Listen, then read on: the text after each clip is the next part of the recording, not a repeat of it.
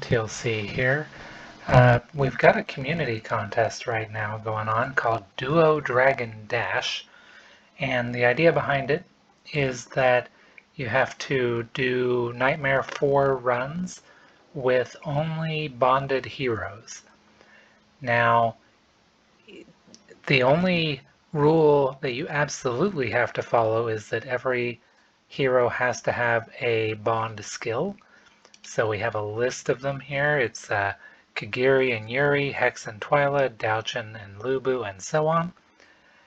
And as long as you only use heroes from that list, you qualify. There's a second rule that if you only have people on your team who are bonded, you receive an additional reward of 100 diamonds.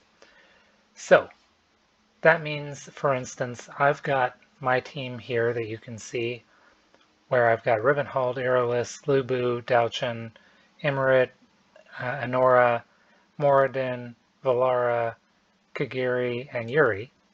I could swap Hex in there, but because I don't have Twyla, I wouldn't get the 100 diamonds extra for it. Hex can be on the team because he's got a bond skill, but since I don't have Twyla, I can't get the 100 diamonds. So I'm sticking with a team here that's just people who I do have in bonded pair form. There's a few other options that I could have taken. I could have taken Ma, I could have taken Neja, or the new painters, right? But I don't think that they're very useful in this. I think Hex and Twyla, Kagiri, and Yuri are your big four. They're the ones that are going to do your most damage. Rivenhold and Aerolus are almost necessary because Rivenhold is the only Lord with a bond skill, and Aerolus is the only main healer with a bond skill. Daochin also has a bond skill, but she's not there to be a healer, she's there to be support. So you really need at least Aerolus to be on your team to even survive the first hit. That said, you've got a lot of options here. I could have put Salazar and Caneza on the team instead of, for instance, Moradin and Valara. But Moradin is really good DPS. Valara, the way I've got these two geared, Valara is actually keeping up with Moradin. So I don't have a problem with these. And most importantly, Kagiri is carrying my team. Kagiri and Hex are the two characters that can really carry a Nightmare 4 team. And pretty much just based off of that alone, I can clear the 50k threshold for maximum rewards on this. So I think this team is going to be fine.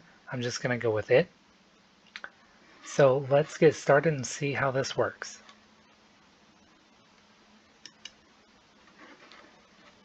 And I want to grab Kagiri right away and put him up so that his ultimate is ready to go as soon as everybody else is in place. And as soon as the boss is ready to fire. I want Moradin in here, Rivenhold, and let's take a moment to discuss Rivenhold and Aerolus and Daochin. They're all wearing inspiration gear, so I put all my big 3 DPSs down first to get the best benefit out of that. And now everybody is within range of the healer and Daochin to get all the buffs. And we want Kagiri to pop right away, and everybody else we can just set on auto. You'll notice I don't have Kagiri or Daochin on auto, and everybody else is. We can just leave this alone, and we're waiting till the next meteorite impact hits to pop Kagiri again. Right as it's about to come in.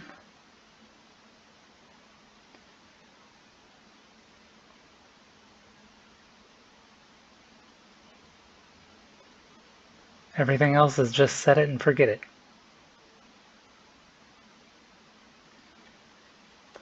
We're going to wait for Kagiri until that Infernal Roar comes in again. Remember that we want Kagiri taking damage before we pop his ultimate, so that he gets the biggest bonus out of it. Meteorite Impact, boom.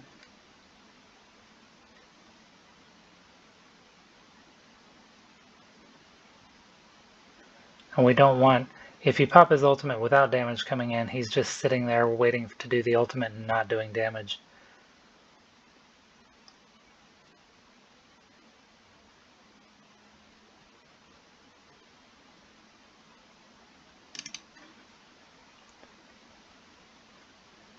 That's all I have to pay attention to is Kagiri. And the boss's Infernal Roar and Meteorite Impact cycle. It's always going to be an Infernal Roar at the beginning, then Meteorite Impact, then Infernal Roar, then Meteorite Impact.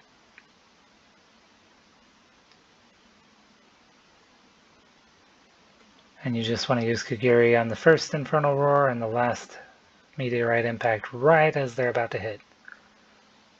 So he has the least downtime and the biggest bonus.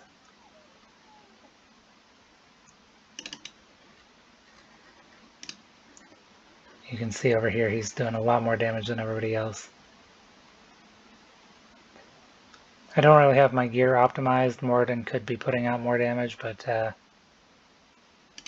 figure I'm hitting 60k anyway. It doesn't matter.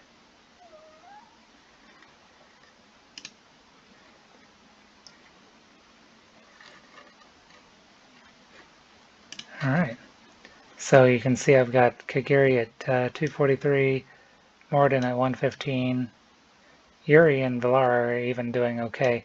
Imrit's kind of pointless here. The whole point of Imrit being here is to give a 4% buff to the rest of the